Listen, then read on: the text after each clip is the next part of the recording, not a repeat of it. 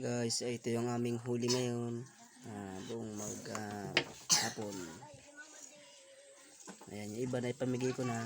Pinabigay ko na yung iba. Ang luto niya na igata. Meron din kami isang nahuling ruho. Ayan. Ito yung gata. Yung piga. Lutuin po natin yung pang-ulam, pang-hapunan. At saka magkakape rin. Kape tayo.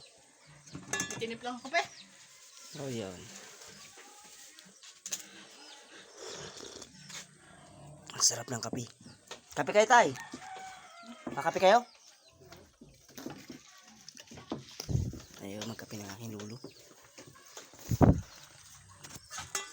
Yan, sa aking gandang asawa na nagluluto.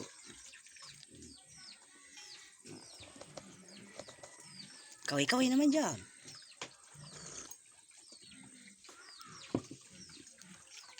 Sarap po magluto niyan. Kaya ko lang ng pinapaksiw.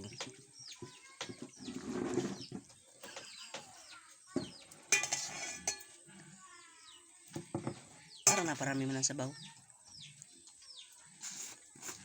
Lalagyan na ng asin. Ayos na yan. Ayan na yun, baka yan ay umalat na. Napapatig na si Itay ay.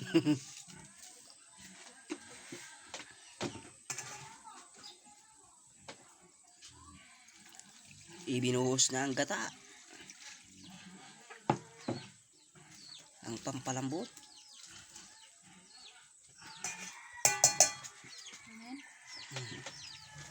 Ayos na yan. Oh, dali. Alam mong mainit yun. Yung nilaga para sa baboy. Sinawsawan. O, arayuin na baga. Yan, magbabahog muna tayo ng pato. Ating alagang pato ay babahugin. Ito ang ating pambahog muna. Kasi pag nasubrahan sa pizza ang ating pato ay iitlog pero walang similya, wala din tayong patong marami. Kaya sa ngayon, pinagkayuran muna ng niyog. Yan, mga ka-agri. Ang aking sekreto para pag marami ng pato ay bahugan natin ng kinayod na niyog. Saka bukas, pizza naman.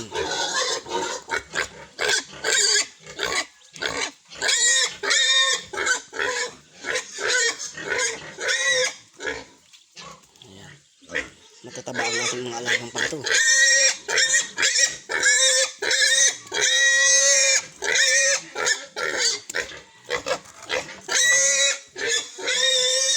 Sa niyog po, pampatibay yan sa resistensya ng ating mga alaga. Ito aking baboy, kakatayin ito bukas ng may-ari.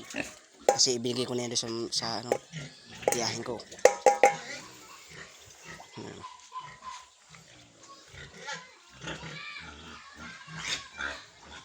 Kitang-kita nyo naman po. Ang ating pato ay sobrang lulusog.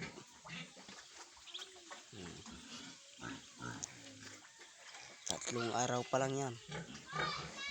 Tatlong araw, magdadalawang linggo pa lang. Pero sulit na. Ayan, mga ka-brothers. Ang pag-aalaga ng pato is hindi kasi nung maalaga, bahog-bahog lang, kunti linis ng kulungan. Ayan, may tubig, bahog ng maayos. Ganyan lang ang ating pato. Kaya sa mga nagtatanong, comment lang po sa akin kung paano ang pag-aalaga ng pampabilis, pag-aalaga ng pato para mas mabilis dumami. So hanggang dito lang po muna. At magandang hapon sa ating mga kababayan.